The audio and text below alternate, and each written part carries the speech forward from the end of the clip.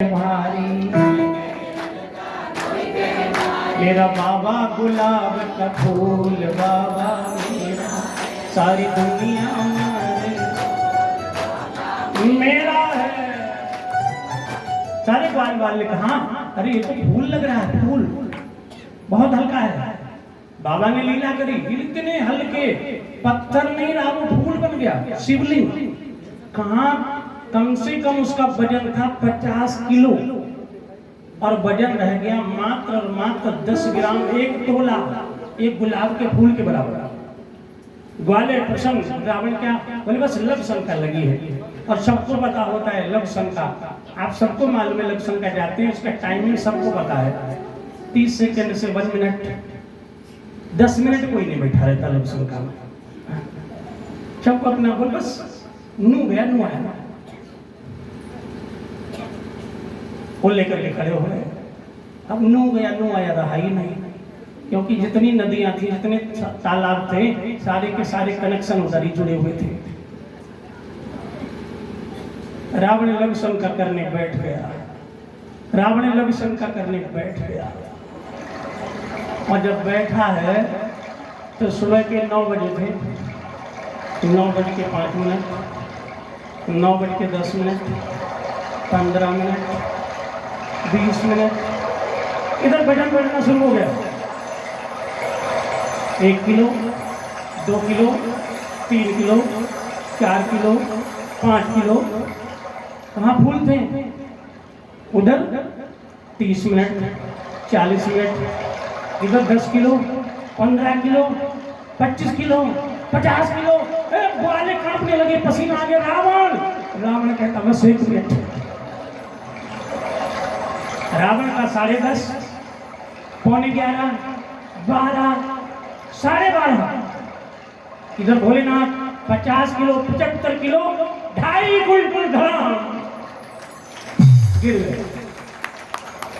और जैसे ही भोलेनाथ इधर गिरे वैसे ही स्विच ऑफ, लक्षण का समाप्त हो गया। रावण हाथ धो करके, पैर धो करके, कुल्ला करके आया। देखा तो ग्वाल वालों पे बड़ा गुस्सा हुआ, ग्वाले भागे। बोला रावण ने कहा मैं तुम्हें छोड़ूंगा नहीं, 2-4 ग्वालों को जान से मार दिया। कुछ ग्वाले भाग कर चले गए इधर, वो बार बार कहता भोलेनाथ चलो चलो। आवाज आई मेरी तो बात तुम्हारी तय हो गई थी, जहां रख दोगे वहां से आगे नहीं जाऊंगा।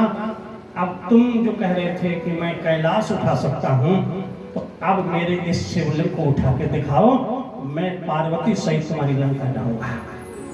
रावण ने एड़ी चोटी का जोड़ लगाया, लेकिन वो शिवलिंग उठा नहीं पाया। ये भोलेनाथ की महिमा थी, क्योंकि भोलेनाथ पापियों के स्थान पर जाना नहीं चाहते और धर्मात्माओं के स्थान पर बिना बुलाए आ जाते। रावण ने उठा लिया और दबा दिया। बोले हटाओ, रहो बैठे रहो यहीं। इनका नाम बैजनाथ कैसे पड़ा? बैजनाथ, ये तो आए चिता भूमि, यहीं पर सती का चिता को आग लगाई थी, वही स्थान था चिता भूमि। अभी शिवलिंग घास उगी, घास में ढक गया, बड़ा समय बीता। जो ग्वाल बाल थे वो बड़े हो गए, उनकी शादी हो गई, तो उनके बच्चे फिर बाद में गैया चराने लगे। जो ग्वाला शिवलिंग उठाए थे उनके बच्चे, उन्हें पता ही नहीं था ये शिवलिंग है। एक श्यामा नाम की गाय थी, वो गाय जो थी चरने जाती थी, तो सायंकाल के समय 10 लीटर दूध की गाय थी। सायंकाल के समय वही शिवलिंग था, वही खड़ी हो जाती, चारों थन से दूध गिरता। और शाम को जब वो गाय आती, सुबह को तो बाल्टी भर दूध देती, शाम को एक बूंदनी देती। तब चराने वाले को बुलाया गया, भाई गाय चराने जाते, उसका दूध कौन दूह लेता? शाम को बछड़ा भी भूखा रहता है। उसने कहा नहीं कोई नहीं दूता, गाय चलती। बोले नहीं, सुबह को जो देती है शाम को उतना ही देगी और ज्यादा देगी। ग्वाला की मार पड़ी। अब 4-5 दिन उसके रोज पिटाई हो रही है, शाम को दूध मिल ही नहीं रहा है। ग्वाले ने कहा आज मैं पता लगाऊंगा, मैं मार खा रहा हूं। बैजू नाम का ग्वाला था, बैजू।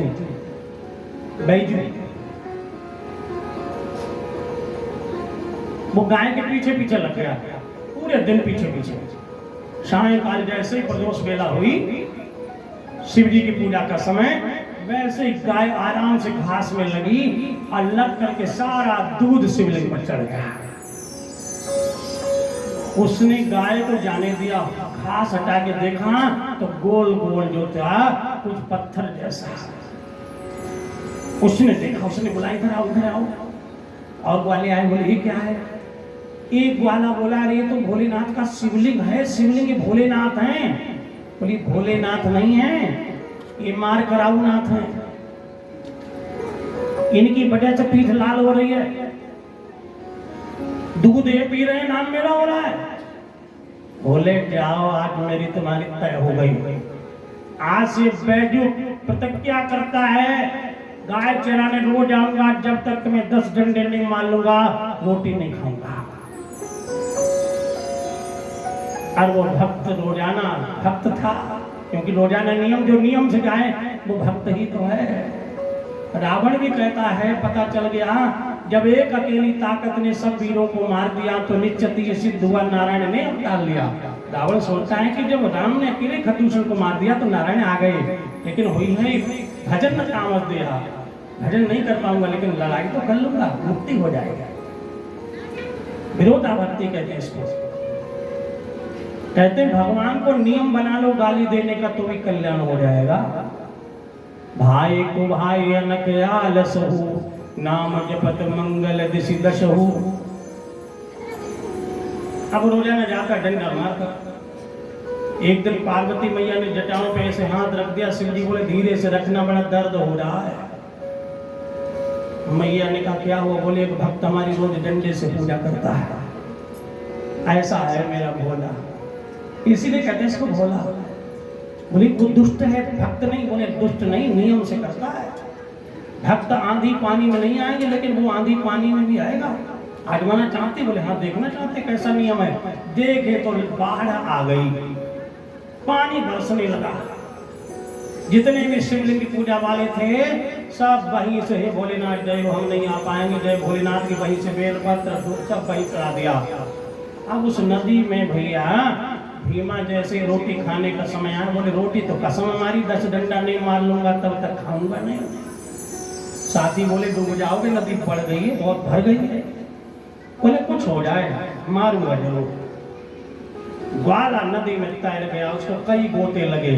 शंकर जी बोले देख लो ये है भक्त, सब वहीं चढ़ा दिए किनारे, कोई मंदिर तक आ रहा, मेरे स्थान तक आ रहा आएगा। और वो डूबता गोता खाता हुआ पार पहुंचा और कहा भोले रोजाना मुझे आराम से आने को मिलता था, 10 मारता था, आज नियम तोड़ रहा हूं, क्योंकि जितने गोता लगे उतने डंडा अलग से ब्याज में मारूंगा। इतना कहते 10 डंडे के अलावा जैसे ही 11वां डंडा उठाया वैसे उस शिवलिंग में से प्रकाश निकला और डंडा पकड़ लिया। बोले भक्त नियम हो तो ऐसा हो।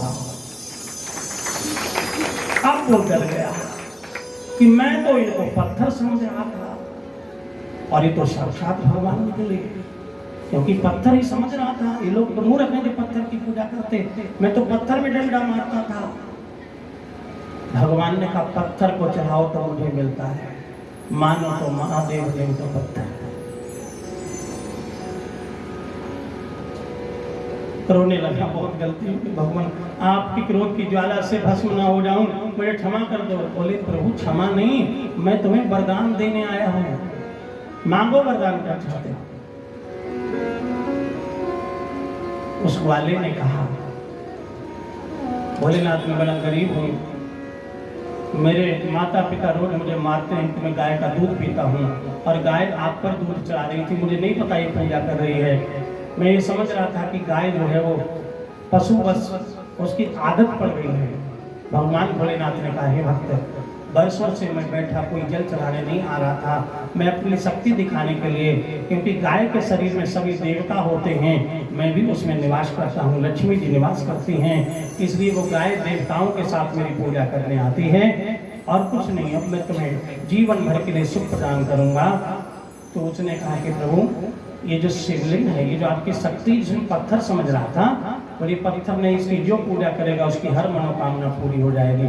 बोले इसके नाम के संग मेरा भी नाम जोड़ दो, मैं तो अनपढ़ हूँ, गंवार हूँ, ग्वारिया हूँ, तो भगवान ने कहा तू अनपढ़ है लेकिन तेरा भाव सच्चा है, अच्छा है, इसलिए तेरा नाम है बैजू माने बैज और मेरा नाम है नाथ, इसलिए इसका नाम होगा बैजनाथ। और बैजनाथ धाम की जय।